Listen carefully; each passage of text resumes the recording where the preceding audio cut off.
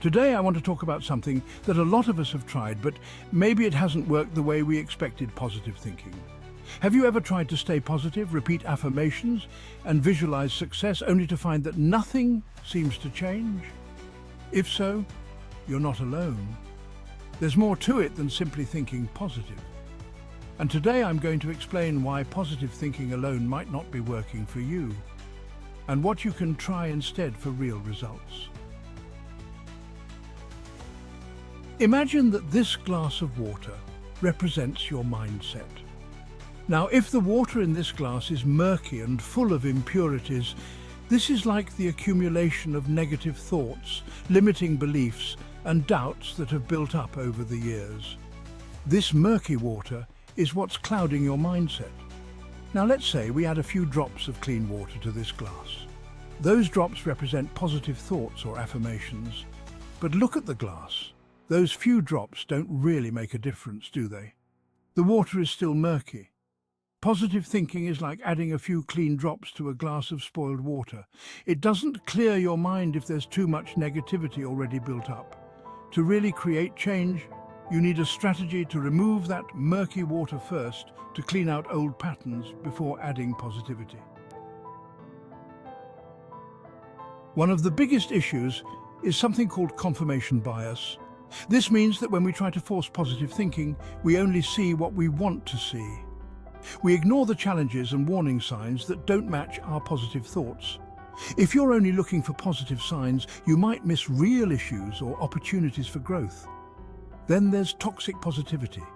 This is when we start to believe that negative feelings or setbacks are bad, or that we're not allowed to feel down. Instead of being helpful, this just makes us feel even worse for not being positive enough. It often leads to bottling up emotions instead of addressing them. Another surprising effect of trying to force positivity is something called psychological reactance. This happens when we feel pressured to be positive, and our minds start to resist that pressure. Instead of motivating us, forced positivity can actually make us feel more frustrated and discouraged. To get rid of negative thinking that's been building up for years, you need a process to clear out the murky water before positive thinking can really start to make an impact. Here are some practical tips. The first step is to identify where the murkiness is coming from. Start by journaling your most common negative thoughts and identifying their triggers. This helps you see what's clouding your mind. This technique from psychology allows you to replace negative thoughts with more balanced, realistic ones. Instead of forcing positivity, ask yourself questions like, is this thought 100% true? Or, what's another way to look at this situation? Mindfulness is powerful for clearing out old patterns. It helps you observe negative thoughts without attaching to them. Imagine letting negative thoughts pass by like clouds instead of letting them linger. After clearing out negativity, replace it with positive actions rather than just thoughts. Taking real action is like pouring clean water into the glass. Bit by bit, it actually starts to make a difference. Self-compassion is like a gentle filter for your mindset. It helps you handle setbacks without adding more negative thoughts. Instead of judging yourself, remind yourself that everyone has ups and downs. This eases the process of clearing out negativity without adding more stress. Part 4. Building a foundation for real positive thinking.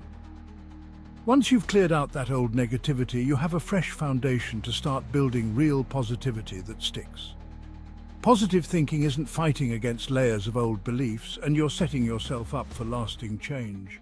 So remember, if your mind is full of accumulated negativity, don't expect a few positive thoughts to fix everything. Take the time to clean out old beliefs and thought patterns, and then build a mindset that's truly ready for positivity to work.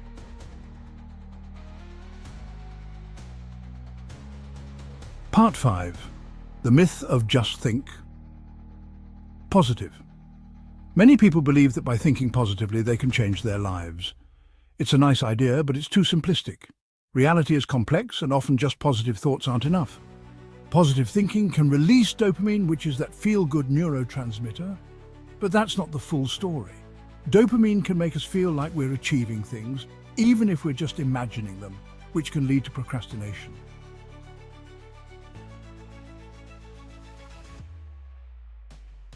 Part 6. Why positive thinking might not be working for you.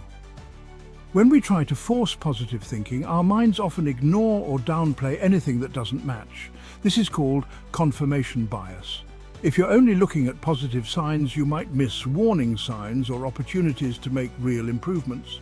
For example, someone ignoring financial red flags because they believe everything will work out. Sometimes positive thinking turns into toxic positivity. Instead of being helpful, it can make you feel like it's wrong to have negative feelings. This leads to a cycle of suppression. Imagine if someone's struggling with anxiety, but they keep telling themselves to just be positive. They might avoid addressing the real issue. When we feel forced to think positively, it can actually trigger psychological reactance or a pushback against that forced positivity. So, by trying to stay positive, you can end up feeling even more resistant to change. Think about a person pressured to stay positive after a setback. They might actually feel more discouraged. Part 7. What to try instead of pure positive thinking. Instead of just be positive, try realistic optimism. This means you acknowledge the challenges, but focus on what you can control. For instance, make a list of things you can control in any challenging situation. Research shows that realistic optimism helps build resilience by keeping us aware of both opportunities and obstacles. It's a mindset that allows you to stay grounded and productive.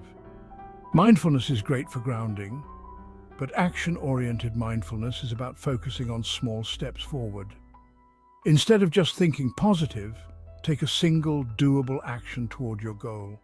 For example, if you're worried about a big exam, instead of saying, "I'll do great," break down your study plan into manageable chunks and focus on completing one chunk at a time. Part 8. Practical tips to make positivity work for you. Instead of forcing positivity, try self-compassion. Acknowledge that setbacks happen and that it's okay to feel disappointed. Self-compassion creates resilience. For instance, if you missed a goal, instead of saying, it's fine, try saying, "I'm disappointed, but it's a chance to learn." Create realistic action plans. Research on if-then plans shows that having a specific response ready for obstacles makes it easier to overcome them. For example, if I feel anxious, then I'll take a 5-minute break to reset. Small progress is still progress. Instead of positive thinking alone, try tracking small wins. It's scientifically proven to boost motivation and create momentum. Perhaps keep a daily journal where you note one small step forward each day.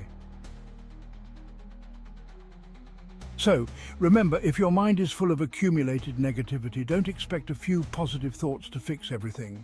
Take the time to clean out old beliefs and thought patterns, and then build a mindset that's truly ready for positivity to work. Thanks for watching. If this video resonated with you, hit the like button and subscribe for more content like this.